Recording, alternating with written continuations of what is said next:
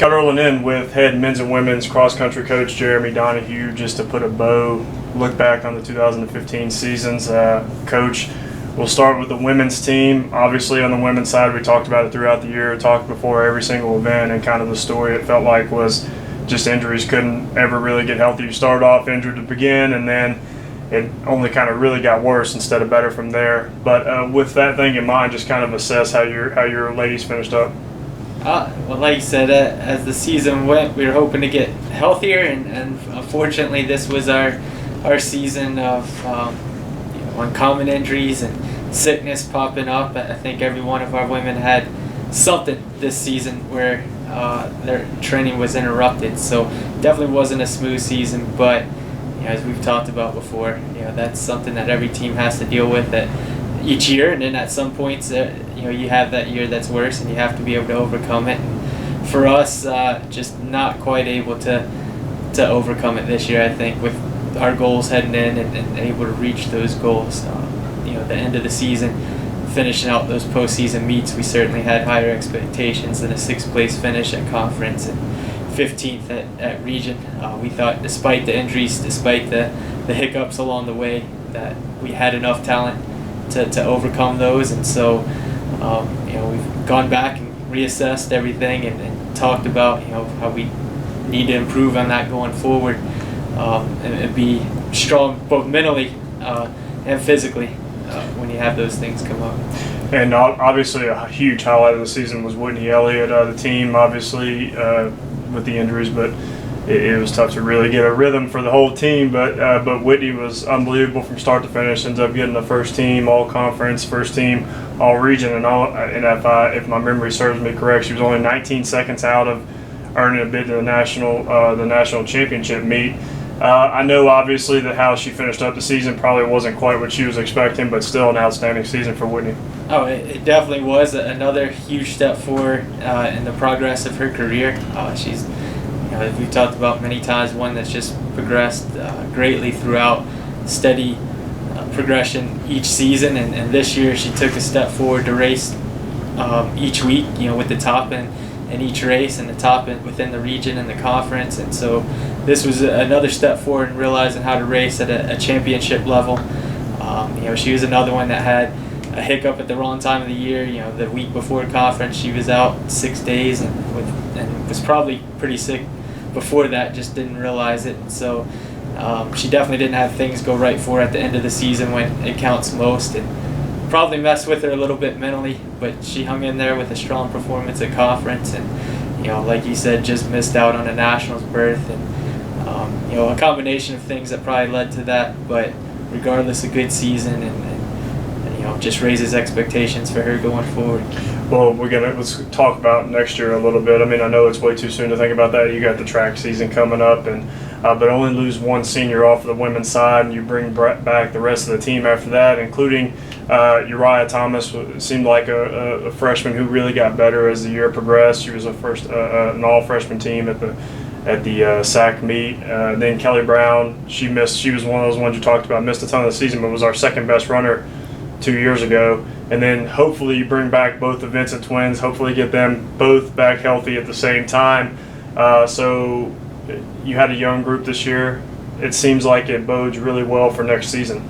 Yes, despite some of the frustrations with this season, there's still some bright spots going forward, and definitely once we add some pieces back in, some higher expectations, and one where, really we expect a huge jump then next season, based off where we finished this season. It can't be just a little step forward, because we have too much ability when we add those pieces back in, that it can't be just a couple places at conference from 6. We really need to expect to compete with Wing 8 and Queens up there at the top, and I think these girls have that attitude that when they all work together and they get healthy, that they should be up there. And so that is the expectation, and what we're working towards over the next 12 months is not just to take a little step forward, to really make our presence known in the conference and region. Well, now let's turn it over to the men's side, where flashback to the preseason, the big storyline was you were redshirting Ryan Mecca, who the all-conference runner, all-region runner, and really young group that you were going to let to develop, but you saw the talent in them, and obviously they showed how talented they were this fall. They got up into the regional rankings, top 10 in the regional rankings, 6th in the Bulldog Stampede, 4th in the SAC Championship, and then, they were shorthanded in the NCAA Regional, but still put in a pretty solid performance. So you talk about the men's performance, and especially amongst, looking back to what we thought in the preseason. Yeah.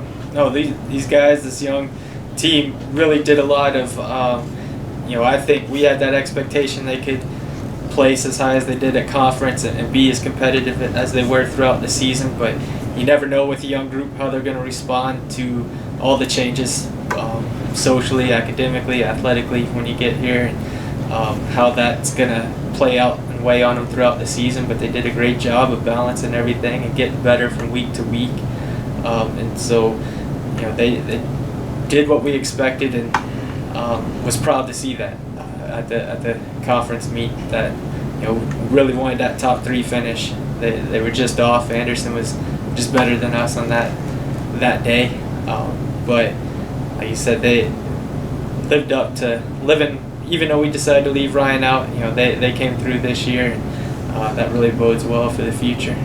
And then, we talked about how there was a front runner on the women's side, clear front runner, but it wasn't really like that on the men's side. You said the strength was kind of in the pack and how they all ran together and worked together.